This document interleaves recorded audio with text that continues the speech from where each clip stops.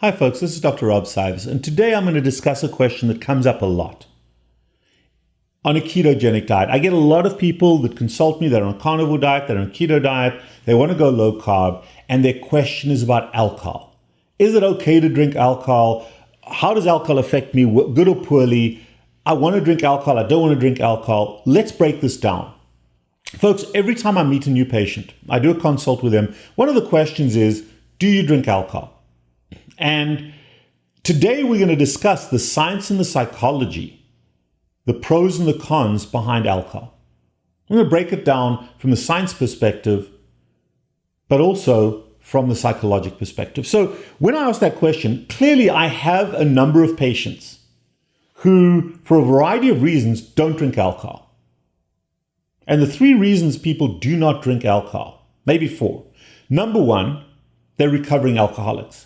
Totally, fully respect that. But we've got to explore that. Why did you become an alcoholic in the first place? Because you're consulting me right now because of either obesity or diabetes or metabolic health, or you're on a ketogenic diet. So we've got to put alcohol into its position. I'll do that in a second. The second group of people are for religious purposes. I have a lot of LDS patients, so-called Mormons, Latter-day Saint folks who don't drink alcohol. I have Muslim patients. I have other religious sects who have chosen not to drink alcohol as part of their religion. I have to respect. I don't have to, but I intensely respect that.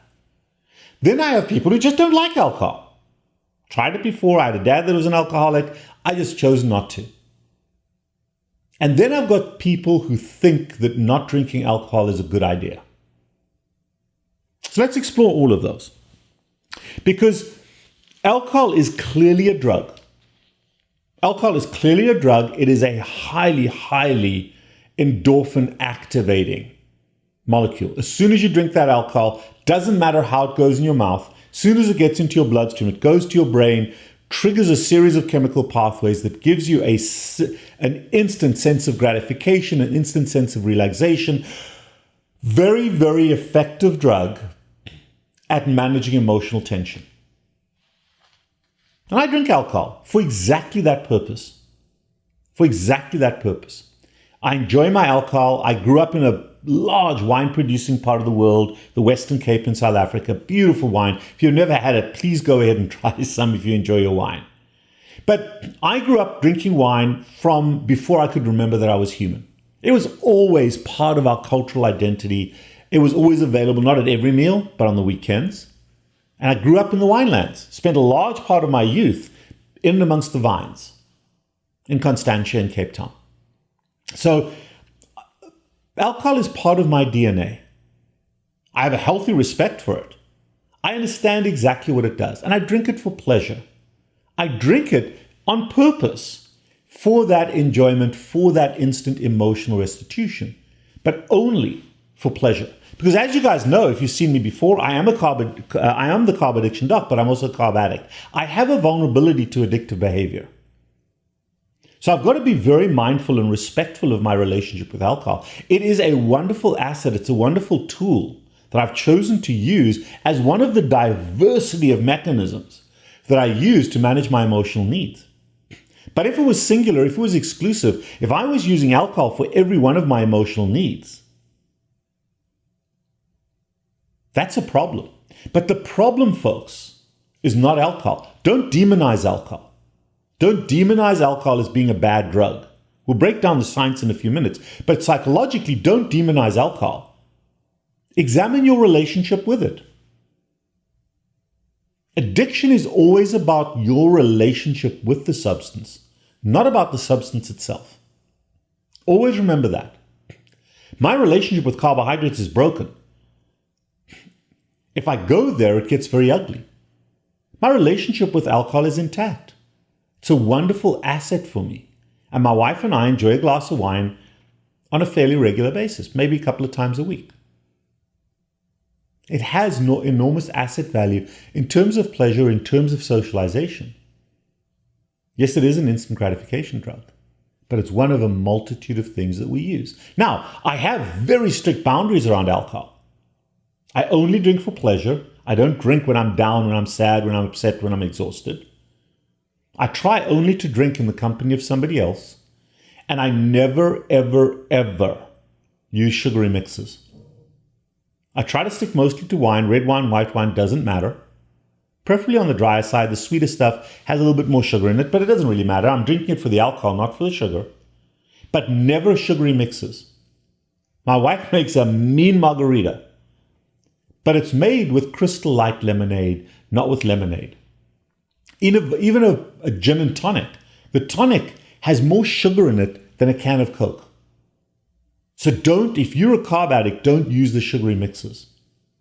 But the alcohol's fine psychologically. I've got other videos on that. Don't demonize it. Don't tell other people what they should or shouldn't do. Decide for yourself. I've made my decision. It's the right decision for me. It may not be the right decision for you. You decide. It's a useful tool in my life. You decide for yourself whether it's a trigger or a useful tool. But don't let the internet demonize you one way or the other. Know the science, know the reasons you're using it, know the reasons not to use it, and then you decide for yourself. Now, let's look at the science behind this. And there's some very, very interesting things in this. Why can human beings metabolize alcohol? Why do we have enzymes in our liver, in particular? That's where the alcohol gets metabolized for the most part. Why do we have enzymes in our liver that break down alcohol?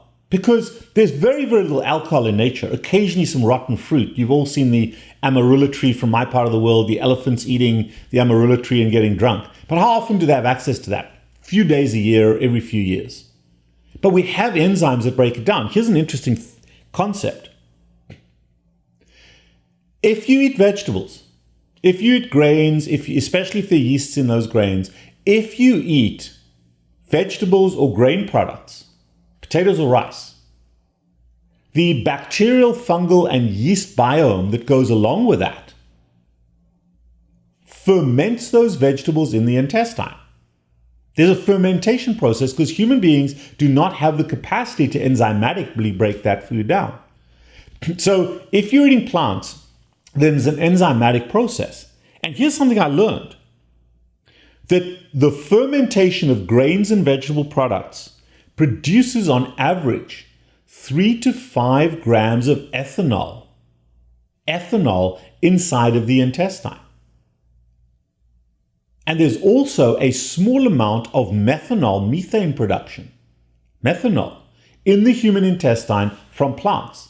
So the reason we have the enzymes that break down alcohol is because of the fermentation process in our gut when we eat plants and grains. Interesting. If you're pure carnivore, you don't need those. Just think about that, folks. We're producing alcohol in our gut anytime we eat plants or grains. Now, what happens to alcohol when you consume it? The alcohol goes into our blood system and gets filtered out in the liver, and there are just 2 enzymes that break alcohol down. The first enzyme is called alcohol dehydrogenase. It's an oxidation process, for those of you who are science-minded, that breaks alcohol down. And it breaks alcohol into acetaldehyde, basically acetone, but acetaldehyde, which is a very, very toxic product in the human body. It raises our blood pressure, raises our heart rate, also causes the body to flush bright red. So people that look ruddy and flushed and get that blue-red appearance after alcohol consumption, that is acetaldehyde. And then the next enzyme, that happens in the cytosol. Then the next enzyme breaks acetaldehyde into acetic acid, basically vinegar, or acetate. And that is acetaldehyde dehydrogenase. So 2 enzymes, alcohol dehydrogenase and acetaldehyde dehydrogenase, that break alcohol down to acetic acid. And that acetic acid is then one of the parts of the Krebs cycle, so it can be turned into energy. And it comes out eventually as carbon dioxide and water. But it's the same Krebs cycle in the mitochondria. So the first step happens in the cytosol, in the fluid of the cell. The second one happens specifically in the mitochondria. The mitochondria, where we generate energy. Glucose goes in there to generate energy. It's the same pathway that glucose uses. So there's competition. So what does alcohol do in the human body? as it goes down those enzyme processes, because it certainly affects other parts of the body. Well, the first thing that alcohol does is it blocks gluconeogenesis, the new production of sugar, and it blocks glycogenolysis, the breakdown of sugar, so it reduces your blood sugar if you're fasted. Obviously, if you've eaten a lot of carbohydrates, your blood sugar goes up. We'll talk about that in a second. But if you're not fasting, you drink alcohol, it blocks gluconeogenesis, blocks glycogenolysis, and blocks fatty acid oxidation. So you're actually producing fat and reducing your blood sugar. That's what alcohol does. It actually is ketogenic to a certain extent. So alcohol reduces insulin. Now, if you have a big carbohydrate meal, it means your blood sugar is a little higher. It's not being contributed by the liver, but the liver can take that sugar and store it. So the interesting thing is if you drink alcohol with a carbohydrate-loaded meal, your blood sugar goes up, goes higher than it should go, and then crashes down. And you get paradoxical or postprandial hypoglycemia, reactive hypoglycemia, where your blood sugar plummets after the sugar has been used up or stored. And that cycle is a very dangerous cycle. If you drink alcohol by itself, you actually have a very low blood sugar, particularly if you're diabetic and you're already on diabetic medication. So not a good state to be in. Alcohol is a source of energy though. Don't drink it for those reasons. But alcohol affects glucose production in the human body, and that's one of the ways we feel like crap afterwards. And that's not a good place to be, particularly if you're diabetic. You don't want that blood sugar dropping way down. So that's a concern. And certainly if you're going to drink alcohol, which is fine, and I do, don't drink it with a carbohydrate load. Don't drink it with a carbohydrate load. Drink it with a steak. Drink it with a more carnivore diet. The other concern, folks, is that when you're eating a lot of vegetables, it produces a certain amount of methanol. And certainly if you drink methanol, that's called formaldehyde. Formalin, formic acid.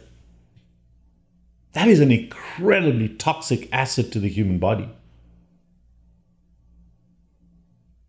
Interesting how that vegan diet, that vegetarian diet that they all want us to be on, at very low levels, but it's still producing these toxic substances.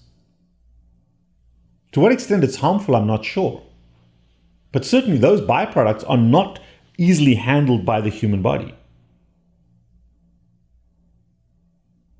So if you're going to if you're going to drink alcohol, number one, make sure it's not sugary, that there are no sugary mixes.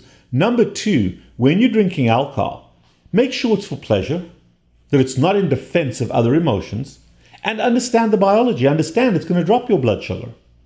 Be prepared for that. Have boundaries around your alcohol consumption. But even if there's some sugar in the alcohol, like a glass of wine, the purpose I'm drinking it is for its alcohol, for the buzz factor, not for the sugar factor. So don't demonize it because it has sugar in it. Remember, calorie consumption is always purpose-driven. When I'm eating ice cream, I'm eating it to get high. When I'm drinking alcohol, I'm eating it for the buzz, but not for the sugar buzz. I'm drinking it for the alcohol buzz. So I have no problem with alcohol. Obviously, if you have a problem with it, don't drink it. It's obvious, it's logical. But don't let anybody tell you you must not, or it's dangerous for you, or it's bad for you. Don't let their lifestyle affect your lifestyle. But understand and be proactive about your decision to have that drink. That's all. Alcohol's fine, but understand what it does. Understand what it does and understand why you're using it. And certainly you don't want to go from carbohydrates to drinking like a lot of people do. A lot of gastric bypass patients that have weight loss surgery, the surgery kills your best friend, which is your relationship with sugar and starch and eating. And a lot of those people pick up alcoholism because alcohol is so easy to drink. Be very aware of that drug transfer. But hopefully that makes you more aware of alcohol and you're able to look at a ketogenic diet and alcohol from its asset value and its liability value and make up your own mind. I'm not for or against. And I'm not going to let the fact that I drink alcohol be a bias against or for you. I've got to meet you where you are, not where I would have you. But don't let anybody else change who you are in that regard. I am the Carb Addiction Doc. I hope this has made you think. I hope this has made you understand this from a slightly different perspective. Know the biology, know the psychology, and then make a decision for yourself. And if you are going to drink wine, the healthiest, best wine you can drink is South African wine. Why? Not healthy for you. It's healthy for my best friend that's a winemaker in South Africa. Badenhorst wines, Badenhorst wines. Secteur, Secteur, is their label. Little plug, I don't do that often. But I am me because of him. And I love him dearly and drink his wine. If you want to visit, if you want to discuss any of the aspects of this, set up a visit. 561-517-0642. Text or WhatsApp us. Kim or Julie will set you up. And if you've enjoyed the content, hit the like button. If you hate the content, you want to argue, want to make a point, leave a comment, good or bad. I'll try to respond to them.